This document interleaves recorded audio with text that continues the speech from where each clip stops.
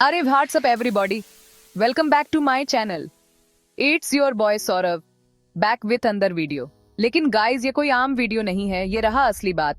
आप में से बहुत सारे लोग मेरे कमेंट्स पे, मेरे डीएम्स पे पूछ रहे हैं, सौरभ भाई आप फिर दूसरे फ्रीलांसर लोग की तरह फाइवर पे काम क्यों नहीं करते?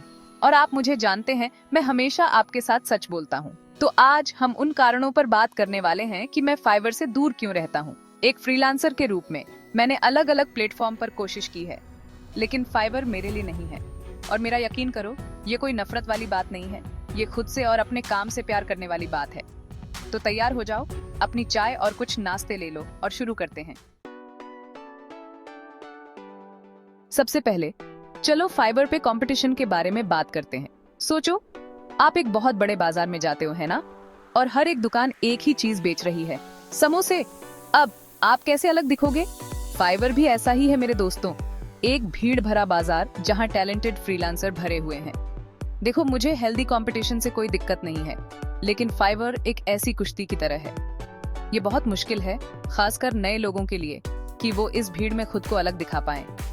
मैं चाहता हूं कि मेरा काम चमके, उसकी क्वालिटी और क्रिएटिविटी के लिए उसे पहचाना जाए।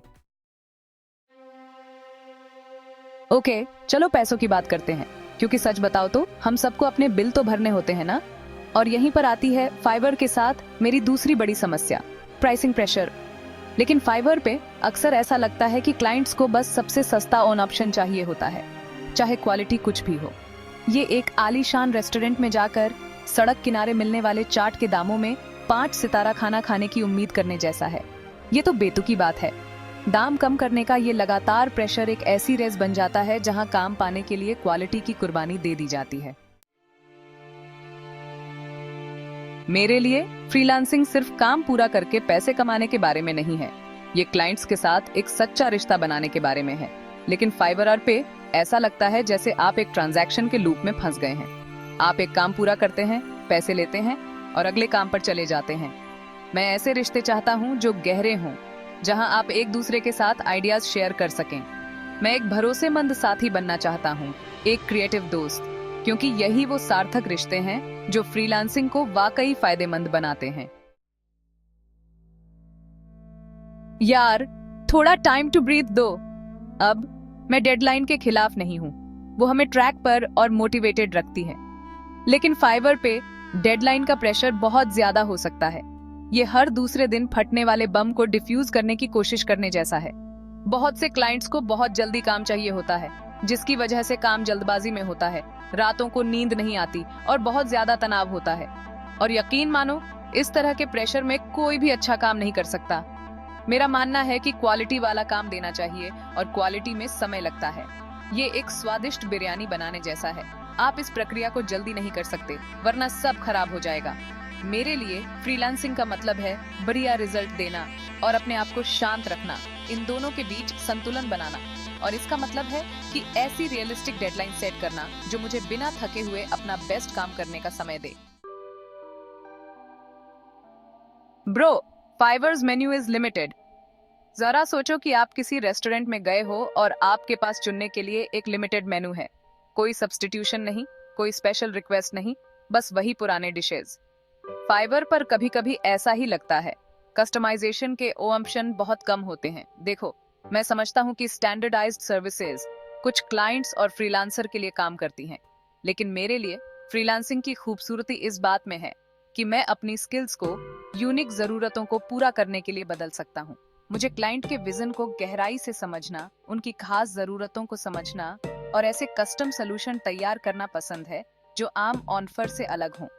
ये रेडीमेड कपड़े खरीदने की बजाय अपने लिए खास तौर पर डिजाइन किया हुआ आउटफिट बनवाने जैसा है। ये छोटी छोटी चीजों पर ध्यान देना, पर्सनलाइज्ड टच ही असली फर्क लाता है। और इसलिए मैं ऐसे प्लेटफॉर्म की तरफ आकर्षित होता हूँ जो फ्लेक्सिबिलिटी और कस्टमाइजेशन की अनुमति देते हैं, जहां मैं अपनी क्रिएटिविटी को बाहर निकाल सकूं और ऐसे बेहतरीन सलूशन दे सकूं जो मेरे क्लाइंट्स को वाकई प्रभावित करें। भाई, मेरी कमाई का हिसाब देखो। मुझे पता है कि प्लेटफॉर्म को भी पैसा कमाना होता है, लेकिन कभी कभी ऐसा लगता है कि फाइवर मेरी खून पसीने की कमाई का एक बड़ा हिस्सा ले लेता है। ये ऐसा है जैसे आपने बहुत मेहनत से एक स्वादिष्ट केक बनाया हो, और फिर कोई और आपके छकने से पहले ही उसका एक बड़ा टुकड़ा खा ले।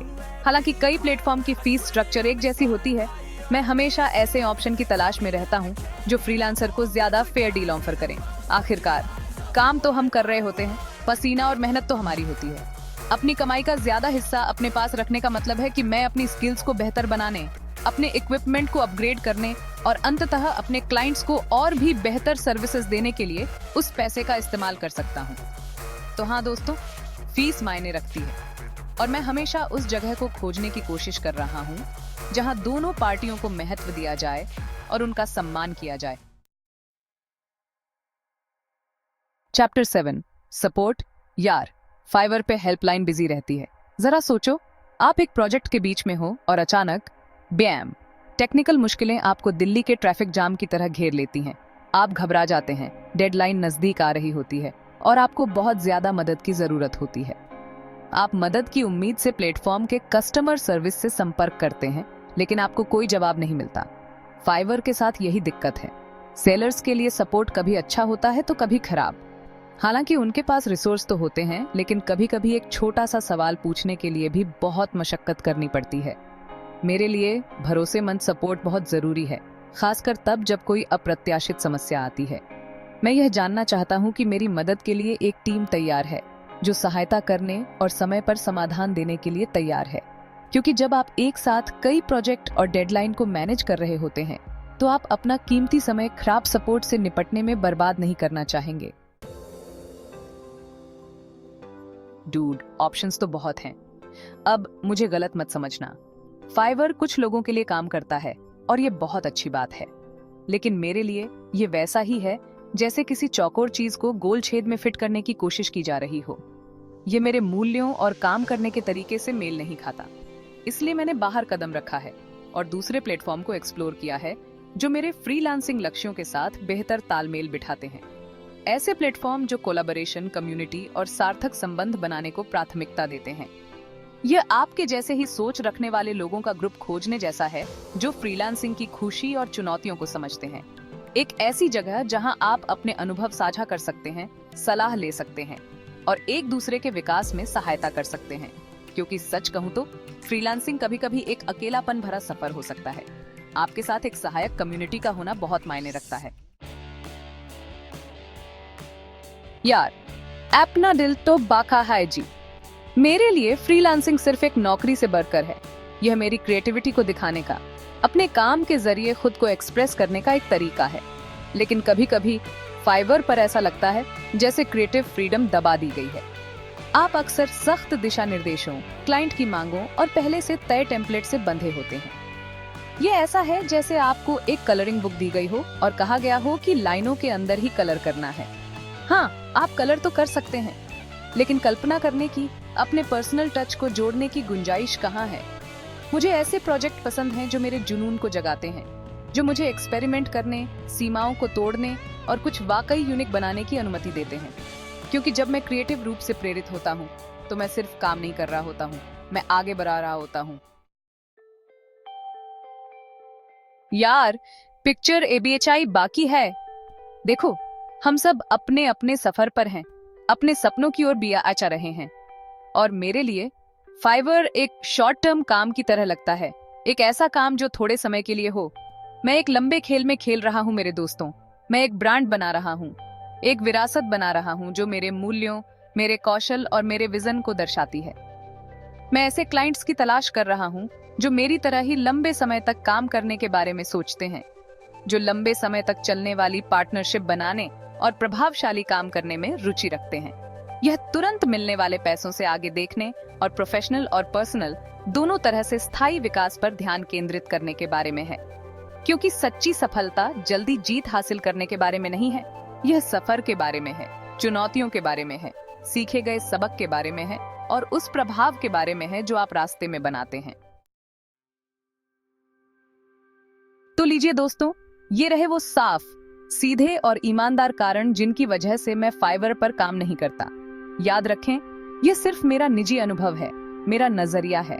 फाइवर कुछ लोगों के लिए एक अच्छा प्लेटफॉर्म हो सकता है और यह बिल्कुल ठीक है, लेकिन मेरे लिए यह सही फिट खोजने के बारे में है, ऐसे प्लेटफॉर्म खोजने के बारे में है जो मेरे मूल्यों, मेरे लक्ष्यों और सफलता की मेरी परिभाषा के साथ मेल खाते हों।